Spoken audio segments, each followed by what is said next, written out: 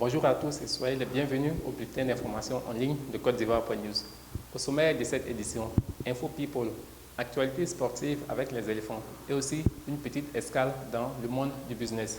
Alors, sans plus attendre, je vous propose tout de suite de découvrir les titres qui seront évoqués dans ce journal.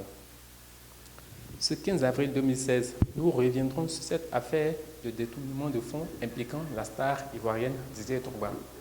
Pour savoir le pourquoi et le comment de cette histoire, restez en notre compagnie, nous vous en dirons un peu plus à la fin de cette édition. Autre sujet people qui sera également évoqué, ce grand événement musical que le groupe Magic System prépare en cachette. Rassurez-vous, il ne s'agit pas du tout du FEMUA, mais d'un autre rendez-vous encore plus grandiose. Nous parlerons aussi de cette grosse pointure de la musique nigériane qui sera bientôt en concert à Abidjan. L'actualité sportive avec les éléphants sera également au rendez-vous de notre édition. Cette édition, nous la fermerons par un chapitre consacré au volet business avec le retour d'une importante compagnie aérienne à Abidjan. Le décor étant ainsi planté, nous passons maintenant à l'approfondissement de notre sommet du jour. La 9e édition du FEMUA, le Festival des musiques urbaines d'Adumambo, c'est pour bientôt. Ce giga festival est très attendu à Abidjan et aussi dans la ville de Korogo qui accueille l'événement pour la première fois de son histoire. Si vous savez déjà les grandes dates liées à ce rendez-vous musical, ce que vous ignorez, c'est que le groupe Magic System prépare en toute discrétion un autre événement exceptionnel encore plus grand. L'information a été livrée par le lead vocal du groupe, Asalfo, lors d'un passage éclair en France au mois de mars dernier. Ce sera en 2017, alors vous aurez largement le temps d'en apprendre un peu plus. Mais nous vous informons d'ores et déjà que les magiciens sont en plein préparatif pour la célébration des 20 ans de carrière du groupe musical. À cette occasion, une vaste tournée africaine est prévue au rendez-vous dans plusieurs pays de la sous-région, avec une série de concerts à la clé. Pour l'instant, c'est silence radio, mais ne vous inquiétez pas, nous vous informerons en temps et en heure dès que nous aurons plus d'informations à ce sujet.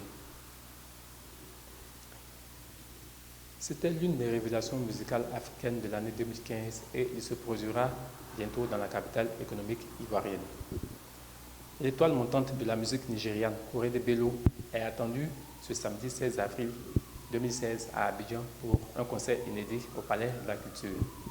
Âgé seulement de 20 ans, l'artiste a déjà fait trembler les plus grandes salles de concert en Afrique et aussi en dehors du continent africain.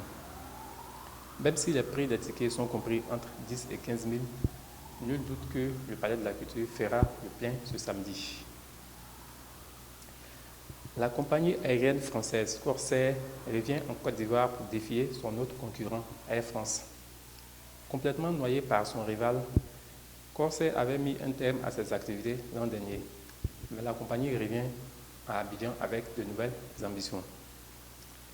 Elle commencera à assurer ses vols directs à Abidjan-Paris dès le 13 juin prochain, à raison de 4 vols par semaine. Nous espérons que cette nouvelle bataille commerciale qui se profile à l'horizon entre ces deux entreprises françaises permettra de faire baisser le coût des billets que certains voyageurs jugent parfois élevés. Comme nous vous l'avons promis en début d'édition, nous revenons sur ce sujet que vous attendez tous. Didier Drogba est cité dans une affaire de détournement de fonds, mais pas directement, plutôt par le biais de sa fondation créée en 2007. Ce scandale a été mis au jour par Daily Mail, un célèbre tabloïd britannique. Selon ce journal, l'association aura reçu plus de 2 millions de dollars, plus de 2 millions d'euros de donations en Angleterre, mais cet argent n'aurait pas été versé au compte de l'organisme de bienfaisance. Cet argent aurait été détourné à des fins personnelles. Face à ces allégations, l'ancien capitaine des éléphants n'a pas mis du temps à réagir. Il prévoit même très prochainement de poursuivre en justice le tabloïd à l'origine du scandale. C'est tout pour cette édition. Merci de nous avoir suivis. Nous vous donnons rendez-vous la semaine prochaine pour un autre bulletin d'information.